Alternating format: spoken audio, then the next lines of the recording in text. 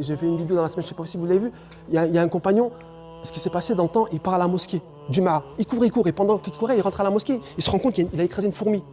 Il dit, wow, j'ai fait quelque chose de grave. Il va voir, il dit, ah Rasulallah, j'ai fait quelque chose de grave, qu'est-ce que je dois faire maintenant?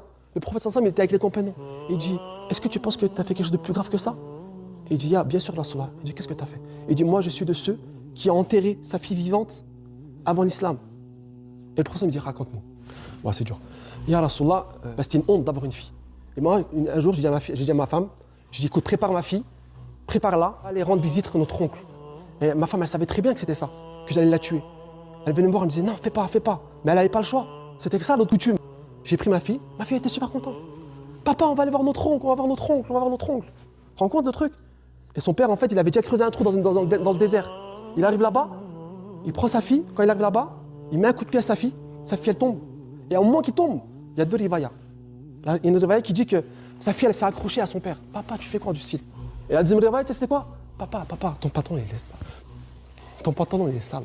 Papa, ton patron, il laisse ça. Ton pantalon, il est sale. En gros, elle n'avait même pas la souciance de dire que son père est en train de le tuer, en fait. Après, il l'a enterré. Et à ce moment-là, le professeur me dit, il pleure, normal. Père de famille, t'entends ça. Et il dit, raconte une deuxième fois. Et il raconte. Et tous les compagnons, ils pleurent. Le professeur me dit, raconte une troisième fois. Tout le monde pleure, hein. Non, arrête de raconter, tu vois pas que le prophète, il est pas bien? Le prophète me dit, non, laisse, je veux qu'il raconte. Pourquoi, ya Rasulallah? Parce que je veux que vous rendez compte avant ce que vous étiez et l'islam, qu'est-ce que ça vous a apporté. Tu te rends compte, un homme qui a tué sa fille vivante, quand il a connu l'islam, après, il était soucieux parce qu'il avait tué une fourmi. Voilà le cadeau qu'Allah nous a donné, l'islam, l'iman. Non, on ne se rend pas compte. Parce que s'il n'y aurait pas l'islam, l'iman, ça se sent qu'on ferait peut-être pareil aujourd'hui. Qu'Allah nous préserve. Dites amin.